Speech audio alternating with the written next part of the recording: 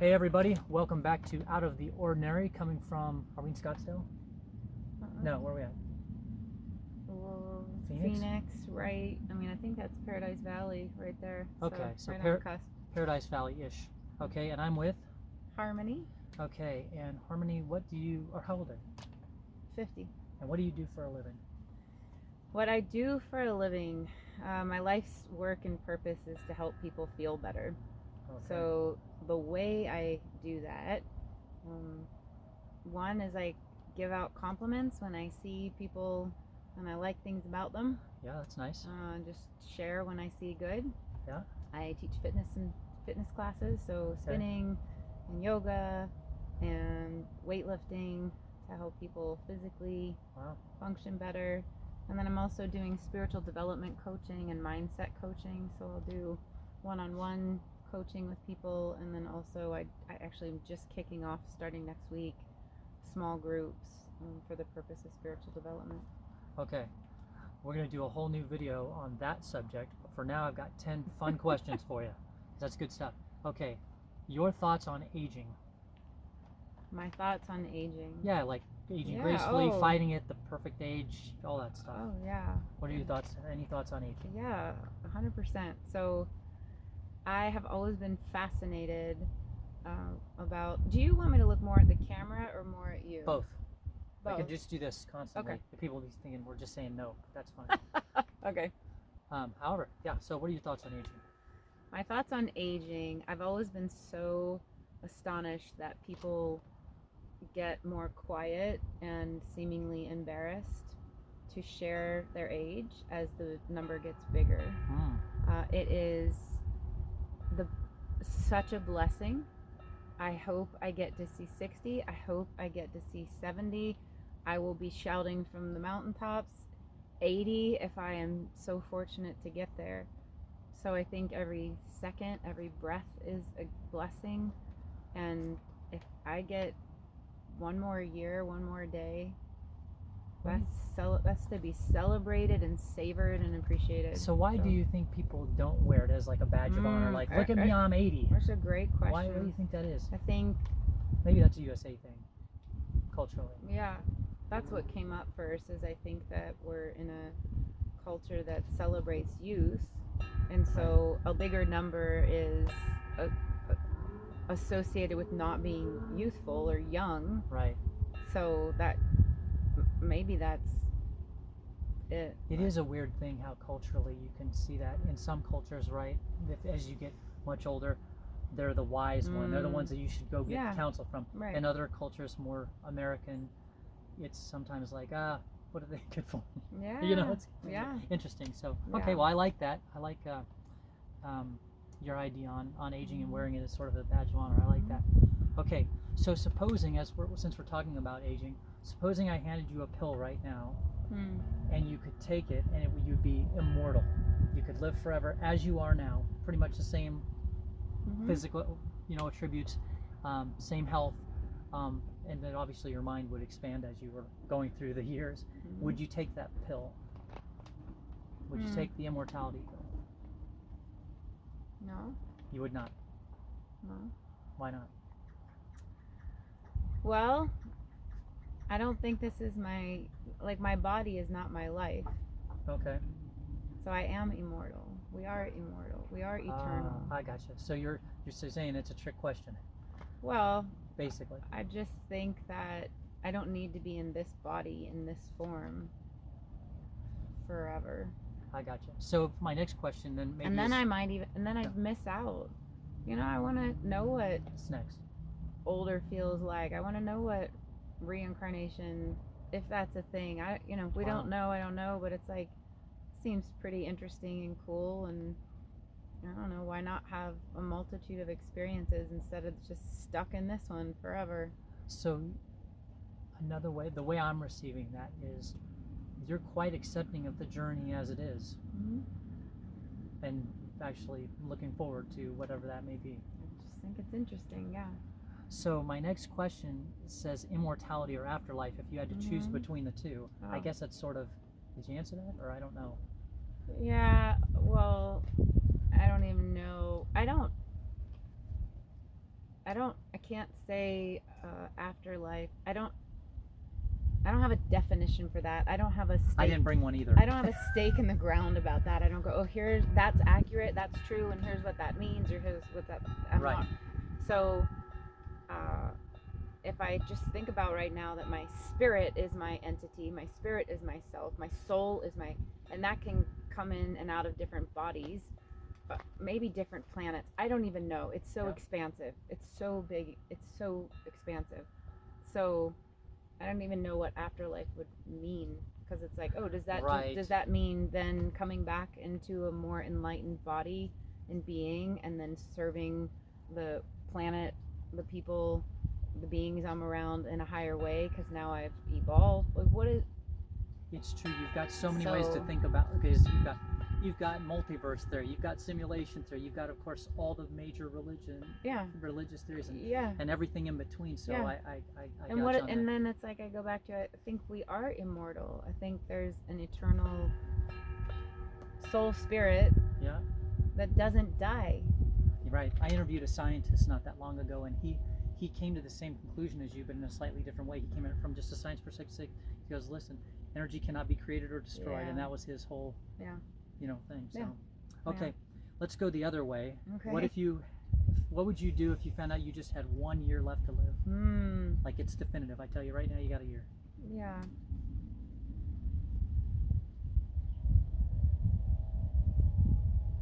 I keep savoring my life and teaching people, guiding people in the way that I have and know.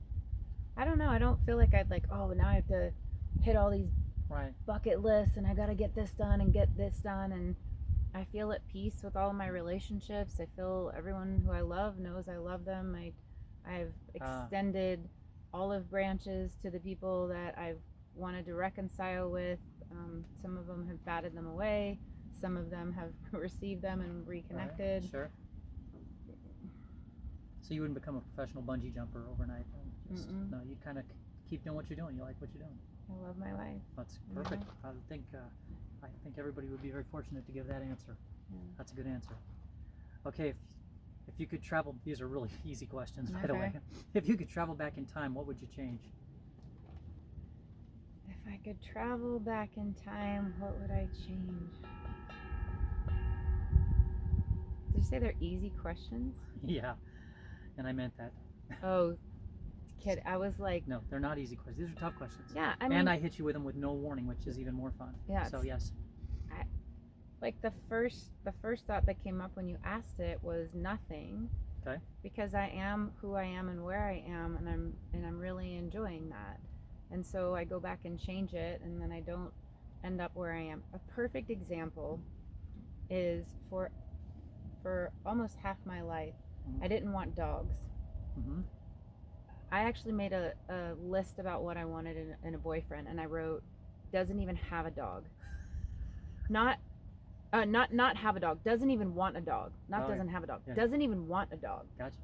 So it's like, you certainly don't have one, and you don't want one either, because I am never having dogs, because they're high maintenance. They have bad breath. Like, you have to walk them. You're still talking about the dog, not the boyfriend? Yeah. Okay. Just making sure. No, just dog, and just for what I don't even know. We had a dog when I was very young, but that was it. But I had this really anti-dog stance. Yes. And then I won't even go into the whole story, and it was my doing. We have 2 dogs now, and for the past 7-ish years, like a pit bull mix and then a 70-pound, and I love them, and they're and so if I hadn't, if all the lines, dots hadn't come up to, I mean, literally, reading, I was doing this online course. There was a picture of E.B. White, who wrote Charlotte's Web, with his dachshund. I love dachshunds. I was like, are there dachshunds for adoption in Phoenix? Yes, there's this one, but you can't have it because it hasn't been cat tested. And so I was like, well, freaking cat tested then. See if it wants to kill him or cuddle. That's what that means. They wouldn't do it, So then just randomly passing a shelter, I said to my boyfriend, can we go in? We go in, and we end up with a pit bull. Interesting. And it's like, what if that never would have happened and I would have stayed in my lane of I only want cats and I don't like dogs? You know, it's like I wouldn't have had that life experience to go like, what would you have changed? It's like any tweak changes my life now. So it's really hard to be like, oh, I would change this and this. I could be dead if I changed something. Like what the if old butterfly effect. Like, yeah, Sure. like what if I go, oh, I would have become a speaker because that's really pulled and called to me. I want to be a speaker. I want to be a speaker. What if I was a speaker and then I was in a plane crash and I wasn't even here anymore? I don't know. It just feels like, how can I possibly, anyway. Well, you know what got me out of that story, one of the other things, that, of course everything you were trying to mention, but is like, because you strike me as someone that really knows their self and really kind of knows what they want and knows these things, and yet you're actually wrong about the dogs with your own person. Yes. And isn't that just such an interesting lesson for all of us? Is like, yes. you know, like, You you don't really know. think you Right. want this or you don't want this, Yes. and then all of a sudden it's presented to you, and now you're like, Yes. no, I'm into it. Yes. Isn't that so interesting? It's interesting and spectacular. Yeah, it's a wild thing to think that you've got it all figured out Yes. for even your own self, and then you come to find out, not really. I was completely wrong. Yeah. Okay, so here's another this is probably the Okay. easiest question. All right. What is the purpose of life? Mm. And do you have any sort of guiding principle or anything like that? Mainly, what is the purpose of life to you? There's a book that I'm reading right now, and it talks about an upside down tree where the roots are up in heaven and the branches are hanging down, and we're the fruit. And we're just here to feed each other and serve each other. So Rooted in God, rooted in goodness, rooted in heaven. Branches hang down. We're the fruit. So Jason can go. And somebody else can go, that's a bad apple. Sure. I'm just kidding. That's a dog. I don't like dogs. Not. Whatever. No, I'm just kidding. Yeah, it's like just relationships are the most important thing. So to be here for each other? Yeah. Is that kind of... Okay. What is something a person, this is right in your wheelhouse, what is something a person can do to stay healthy? What is something a person can do to Probably like flooded with like a million things, but maybe pick like one. Do interviews on YouTube. Do interviews on YouTube. Reconnect with people you haven't seen in, how long's it been? It's been a long time. Yeah, I'm really more and more interested in spiritual wellness, spiritual well-being. I feel like you can get your body, you can exercise and nutrition and all of that and get your physical wellness all dialed in, and then still be really unhappy and still be really stressed and feel unfulfilled. And so it's like, that's where I would put attention, is find community connection where you can work on getting to know who you are, what you love, living that out more on a daily basis, connection with God, a connection with your soul. Yeah, mental well-being, spiritual and mental well-being, anything, any reading, any people you can interact with, any content that can help you look at that and develop it. Can I ask you a question about spiritual wellness or spirituality in general? Just because the definition seems like really broad to me. But is it a cousin, or at least a close cousin, to say like psychology, like, or the, you know, like the way the brain works, or is it something totally different? First, for you. Okay. Yeah, for me, I mean, I feel like I go, well, I don't know that it's a one thing, but and because a lot of people invoke religion, just right, you know, that's what spirituality is, and right. It's like, but you know, for other people that maybe you know, are a different religion or not quite religious, or you know, come from a different culture, like, you know, I don't know, it seems like there's some crossover with mental well-being for sure. I don't know, sorry. Yeah. I literally just looked up the word spiritual yesterday because I'm doing these spiritual development groups, and I was like, well, I should probably kind of have an idea of what that word means. And you know, so it's like sacred rituals, it's knowing oneself. I can't remember what was the last thing that I actually just made a video for Instagram for it yesterday, but when you said, does it overlap with psychology? My blank answer is no, Okay. Because I feel like there's mind, body, spirit. Oh, yes. And the psychology, the mindset would be mind, and spirit would be, spirituality would be under that. Every time spirit. she says spirit, have you noticed the bell rings? That is freaking me out. Anyway, but go on. Yeah, we planned that. I've got wow, some, that's a trip. Yeah. Got some guy over there Got ringing a bell. yeah. Anyway. Yeah, so I think the mind category, psychology, it's its own thing. 9, and then spirit is spirituality. Okay. Yeah. Okay, fine. Attributes like selflessness, like benevolence, like peace, things like that. Kindness, where's that fall? Yeah. Yeah, okay. Yeah. Okay. Did I ask you this one? What is the key to a happy life? What is the key to a happy life? There's this word Kaizen. It means continuous improvement.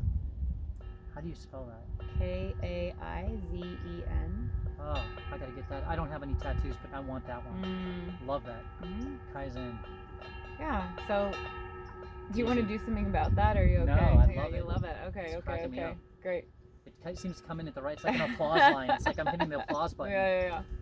You'll get home and be like, oh, can you redo this? No, it'll be great. So Kaizen. Continuous improvement. Yeah, it feels like self-aware and making adjustments to have more inner peace and alignment with your blueprint, like who you're meant to be, what you're meant to do, and then you can express that and be good for the world. I like that. Yeah, and it's fun and it's interesting, and allowing to like go from I don't like dogs to I do like dogs. Like a practice that I have is like sometimes I'll go into let's say an ice cream shop and I have a flavor I like. Like there's no, I know what I like. Yeah, it's chocolate chip mint. It's not, but that's the only flavor that matters. Right. So I'll go in with this like here's what I want and here's what I'm gonna enjoy, and I go surprise me. Oh, that's cool. And I do it for the practice of like, well, it's not just spontaneity. It's really deliberate practice to unattach from what I like and what I dislike, and to constantly feed that. So the more I feed the mint, chocolate chip mint, it's like if every time that's what I crave, that's what I want, and then I go get it, and then I go get it, and then I go get it, like that craving just gets bigger and stronger, and finally it just runs me. Like I can't even walk. I don't even have to say it. I walk in and the guy behind the counter goes, oh, I'll get you your mint, and it's I love this because it's sort of like you're not living intentionally at that point. It's just kind of like you're on autopilot. Yes. Yeah, that's not fun. And then you've decided here's what I like and want. It is good. And then so if you go in and say surprise me, and then they serve you, cookie dough, and you're like, oh my gosh, this is amazing. This is twice as good as chocolate chip mint. This is twice as good. It's not true, but it just for the hypothetically, it could be better. Right. And it's happened to me. Like I've literally had that experience. And so sometimes I just say surprise me, and sometimes I'm delightfully surprised. More often than not, I'm happily surprised. Sometimes I'm like, they gave me peach ice cream. Even if you're not, it's like, still a new experience. Yes. And then you'd appreciate the one you liked before even more so. Yes. So you win-win. Right? Yes. Okay, I like that. Yeah. Okay, you may have already sort of kind of answered this, but I'm going to ask it anyways. Okay. Your version of Utopia, the perfect world. One with more bells. Bells everywhere. A perfect world. Yeah. Everyone doing their own self-inquiry, investigation, development. So there's not, you're responsible for my happiness or my peace. Like we're all taking ownership and responsibility. Yeah. For our health and wellness and happiness and transformation and all of that, and then I can get along better with you because I'm not pointing to you and going, oh, here's how you need to change and grow. Right, everybody's already working on it. Yeah. I like that. Yeah. That's good. That would be awesome. That would be awesome. All right. If money was absolutely... Oh, go ahead. And animals allowed anywhere. Like they can be in restaurants and hotels, and they're incorporated. There's some country where it's like cats are everywhere. I can't remember where it is. Yeah, but they're actually revered in that country. Like it's right. It's like they're in the. It might be Turkey. I don't know. It's I don't know it's where one it of is, but those. I've just seen it on Yeah. social media, and when I see they're like everywhere, and kind of Yeah. everyone feeds them, and you walk into Uh-huh. the Gap, and They're they're community curled up on a cats. pair of jeans, and yeah. Yeah, I mean, super I cool. think I wouldn't mind that. It wouldn't bother me. Mm-hmm. Okay, if money was no object and you could bring anyone with you, where would you live? So you could live anywhere, and to make that even more palatable, money's not a concern, and anybody you would want to come with you, family or friends could and would. So you could live anywhere. Where is that? I feel like such a dud interview answer. I mean, Right here, right now. I mean, I love where I live. Van Halen. Yeah. Okay. I mean, I guess. But it's a nice breeze out right now, and the weather is great. So yeah. Yeah, I mean, Like you've never wanted to, I would really want to live, whatever, in Egypt or an island in Greece or something whenever like that. whenever someone has asked me if you could live anywhere in the world, where would you want to live? Yeah. It's felt like a silly question to me because I go, what do you mean if? Like I can. Oh, you could, right? Sure. Like, why is that an if? I suppose I don't know. I suppose the only reason why that's an if is if it was like, whatever, Monaco or someplace where like the barrier to entry to get a house is like $10 million or something, Okay. Something like that. That's guess. the only reason why I would throw it out there. But Okay. otherwise, I agree. Yeah. Most people could, in theory, go to Right. 99% of the places you would want to go. Right. So that does make sense. Yeah, like I feel like I've visited a lot of places. I like a lot of places. I really love it here. So, I mean, I guess the only thing I would do is a house that's higher up, like atop of a mountain with a 360 view. That'd be dope. For sunset and storm watching purposes. And then Like I'd that. have people over to share that with. Would be incredible. That sounds But like fun. I'd be here. Okay. Yeah. Yeah, that'd be especially fun during the monsoon season. Right? Oh, look out. Oh. That'd be amazing. Yeah. Okay. Last couple questions. Okay. What do you think about our inner monologues? What is that? What do I think about it? Yeah, do you like them? Do you not like them? Are they weird? Mhm. Like, what's the deal with those? Song pops into your head, or some negative thing comes through your head, or some weird memory, or right. What is that all about? Have you read Untethered Soul? You know that book, Michael Singer? He talks about it. He calls it our inner roommates. So I read that a while ago, and that's kind of like how I think about it. So I think it's interesting. So one, it's fascinating. Like I teach yoga, and sometimes I'll just share with the class. I'll be like, this just popped into my head. Like this random, like just populated in my head. Like, aren't we fascinating? It's just fascinating. Yes. So I definitely see it like that. It's like, why did that just drop in? It's interesting. I haven't had that thought in a long time or whatever. Also, I refer often to my inner bully. So I have one inner monologue that is very unfriendly to me on a daily basis, that I work at not letting, like I don't even give it an opportunity to say anything. For example, if I'm having I don't feel super fit day and I'm driving down the street, and in my peripheral vision I see a girl in a sports bra and shorts running, I know if I look over at her, my inner bully will be like, well, you're certainly not in that kind of shape. So I don't let myself look over, and then I won't get that, like I don't even let my eyes look. Yeah, the boy's like, hey, look over there, sucker, and you're like, I'm not looking over there. Right. You're not tricking me again. Right. Yeah, that kind it's of like thing? I know what that'll get me. Step out of the shower, look in the mirror, and my inner bully wants to look right at my belly and go, are you looking thin or fat today? And I'm like, I'm not even gonna let you look. Know thyself, or know thyselves, right? Yeah. Yeah. No, I like that. Yeah. My inner audience, one of them that I love, my family doesn't love it so much, but I just do, because I'm like known for like ridiculously lame jokes, have been my whole life.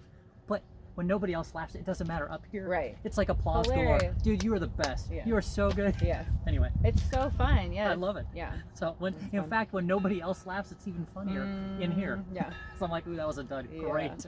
Anyway. Okay. So good. So, last question. Okay.